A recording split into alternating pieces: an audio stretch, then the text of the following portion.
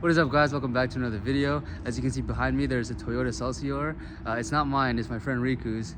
And I'm starting a new series on this channel where I review my friends' builds as is when they bought it or for however long they had it. And I'm going to review it at the end when they're finished to see like all the changes, all the progression and whatnot. So it'd be a cool before and after.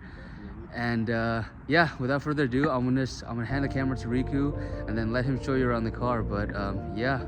Alright, hey guys, so this is a 1997 Toyota Celsior. I bought it about a year ago, 11 months, February 2023.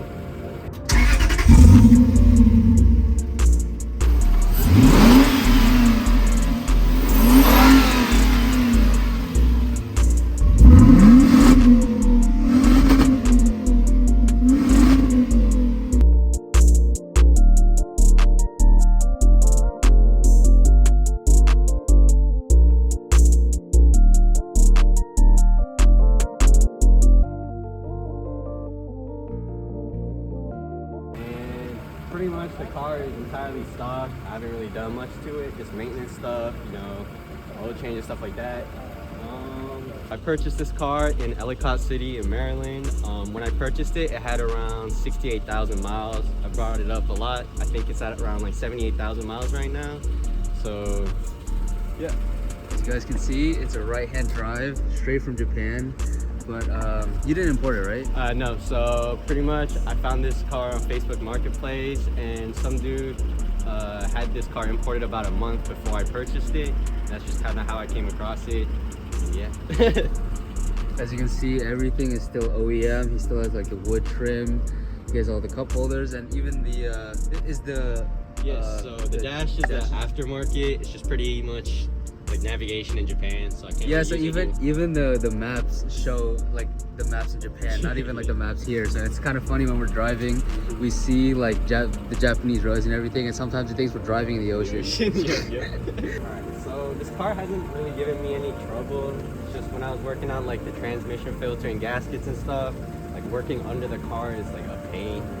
So that's pretty much like the only hard thing that this car has given to me. Other than that, you know, it's a 1UZ, so it's pretty reliable. Since it's pretty like low mileage, it's gonna last forever, you know. So how's it like owning a V8 in this economy? Well, first things I can say is gas mileage on the LS isn't great, you know, the Celsior. I'm averaging right now around 17 miles per gallon. Ouch. It can definitely be better if I drove more carefully and stuff, but that's pretty much how it's looking right now. Fill up a full tank, it costs so much. It's like $80–90, especially like a couple months ago. I'm not sure what it's looking like right now because I never fill it up full tank, but yeah. So I bought this car because I intended on buying like an LS400 in the beginning, and just, you know, stuff came together. The Celsior was listed on Marketplace, and it's pretty much what I was looking for, but I don't know, I thought it was a step up because it was right-hand drive, it's an import, so that's pretty much why I purchased this car. You know, it's also got a V8, you know what it is. But yeah, my car is definitely a long-term build. You know, I don't have the financial stability to keep going with the build, so I think it's definitely going to take a long time. But I'm trying to build this car to be kind of like an OEM plus VIP build. I'm not trying to go too overboard with the VIP build because I know that can get really expensive, especially with like junction produce parts and stuff like that. But yeah, pretty much the first things I'm trying to do is get coilovers, drop the car, and then probably get an exhaust system set up for me, and then wheels. I'm not sure what wheels, it's kind of in the future, but I'm looking to get like maybe like Cerberuses, or like if it's possible I'm trying to get like BSKF. Yeah. With the VIP build, you plan on putting the like the doilies and the curtains in the back? Yeah, like everything. I'm trying to make the like the OEM front cup holders and everything, like the interior is probably going to be the main part of the car. You know, there's not much like performance for this car. I'm just trying to make the inside look really nice and clean. Yeah. So one of the most notable features in the LS400 Celsior series is the fact that there are cigarette lighters in every door. So I have one in the back two and one up front. I actually don't have one on the front door, but you know, it's kind of built for like luxury businessmen in Japan who like kind of sit in the back and are driven around. So there's cigarette lighters and stuff in the back so they can like smoke. And on top of that, it has like this rain guard right here, which is meant for like cigarette smoking. You know, when it's raining and stuff, you don't want water coming into the car. So if you crack it a little bit, it's enough like the smoke and stuff to get out while you stay warm. Obviously, we don't condone smoking. Of course not.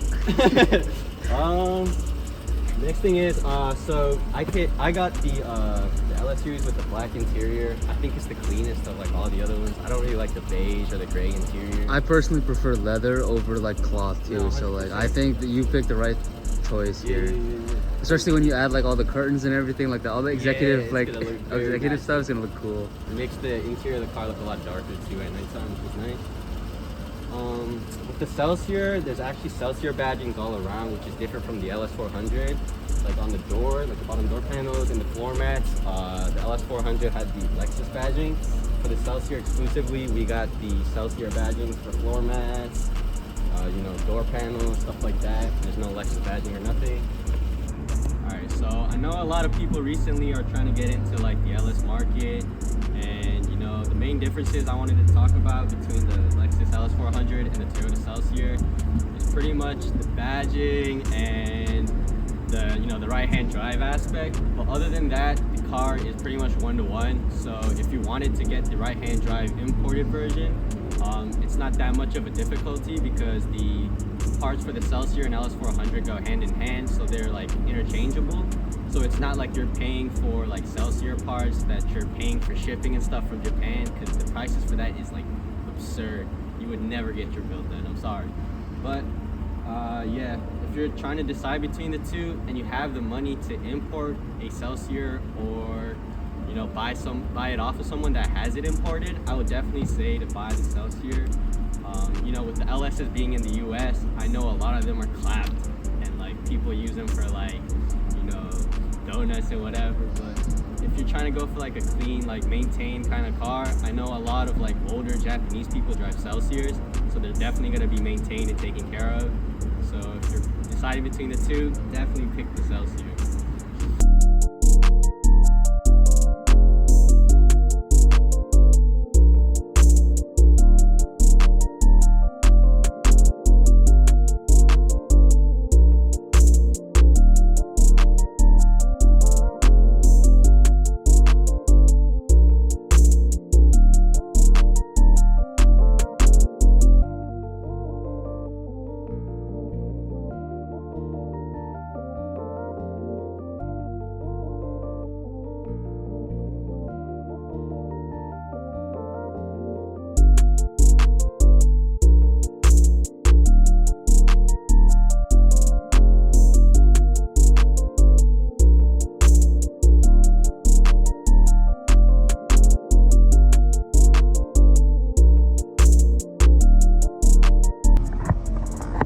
Alright guys, so this is the first time I'm driving a right-hand drive in America. So I've driven it once when I was in Indonesia, but like the roads are supposed to be like that over there. This is gonna be like weird for me doing it over here, but I will own a right-hand drive one day in America. Just trust. Inshallah. Inshallah. Sure. So how long did it take for you to get used to driving right-hand drive in America, like when we're on opposite sides of the road? So like it only really took me like 40 minutes. The drive back from Maryland to my house was around 40 minutes, so that's pretty much all it took. Because like I know for me, the first time I drove a right-hand drive, like my left-right senses were off. Oh no, definitely. And with like the blinkers being on the right Yeah, no dude, I always, yeah, for anyone who doesn't know or who hasn't driven a right-hand drive car, if your first car is a left-hand drive and you drive a right-hand drive, the turn signals are on the right side. So like let's say I want to turn the car right, the signal's here, but every time I'm just used to hitting this one and I end up turning on the wipers. Yeah, the wipers just go. Like here, bro, this is where I'm scared. My left-right senses are so off. All good. You have a lot more space on your right than you think. Yeah. There you go. This is so weird, dude. Yeah. Alright, so I've said before that this is gonna be a long-term build and whatnot, but definitely think I'm gonna push myself to work harder, you know, get the funds to supply this build, and hopefully, I know that once I get my coilovers, it's gonna completely change the look of the car. You know, with the car being a lot lower, I think it looks a lot more aggressive. Right now, it kind of just looks like a grandpa car. So, alright, here's my question: are you going to go stance or like a OEM plus like aggressive track build? you're gonna try to get like a best of both worlds? Yeah, well, I actually thought about that, and I think once I drop the car, I'm not even trying to do anything like major. I think I'm just gonna keep it as a stance build, you know, get some camber kits, like slight camber. I'm not trying to go crazy because I know the roads, like on my way to school and work and stuff, it's just gonna be a pain to drive through. So yeah, slow driving from then on. You gotta worry about like potholes and stuff. Yeah, like especially because my classes are towards like DC. I know the roads there, it's just like terrible. Like, even with like stock suspension and everything in this car, like I'd be hitting some fat potholes, and oh my god, I can't imagine what it would be when this car is low. Does this car feel heavy when you drive it? Because like so far it feels like it feels fine. It feels really good right now. Yeah. Like, you only feel like that like weight difference when like there's like a lot of people in the back. Because like if you look at this car from outside, like in person, like this car looks like a boat. It does. But it's very like nimble. Yeah. Like, it just looks wide. You know, it's long, so it like gives that image of it being really, really heavy and stuff. But if you're like alone in the car with like one or two friends, like you don't really feel anything that different.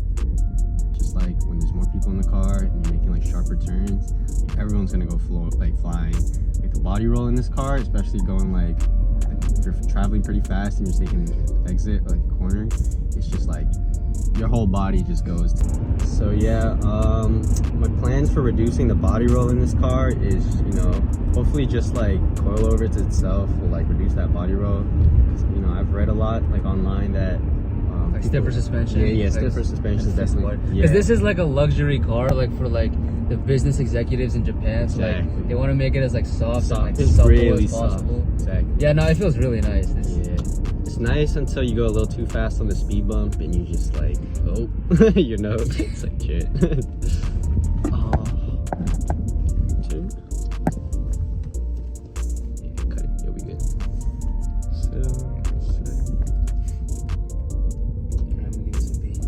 Some beans. Let's see how this thing runs. Oh yeah. For a really heavy car, this is very like nimble, like I said. Yeah. Like, very nice. it feels very luxury. It does. It's really So, like, spacious in here, especially with the seats being able to like change from like the side over here. I'm not sure if you guys can see, but Oh, like you can change like the bolster settings and stuff. Yeah, and, exactly. Like, yeah, there's like buttons here and stuff to change. so you don't have to get to this side to change the seats or anything, which is nice. How have you liked dealing this so far? You know, it's really fun, really smooth. I love driving this car. The only downside I would say is, you know, having to fill up gas and gas mileage. But honestly, the gas mileage and economy is up to you and how you drive it. Like, if you're trying to like speed all the time, like obviously your gas is gonna run through, your mileage is gonna go down, you know, you're gonna have to constantly be filling up. But I've seen other LSs and other owners with like 1UZs that, you know, get like 20 plus miles a gallon because they don't like drive this thing to the floor. So if you're worried about fuel economy, then, you know, definitely just drive slower and you can still get like regular economy, like 20 miles a gallon, which is still pretty good for a V8. Stuff like the water pump really like give out really easily, and it just causes more issues because of the way the block's built.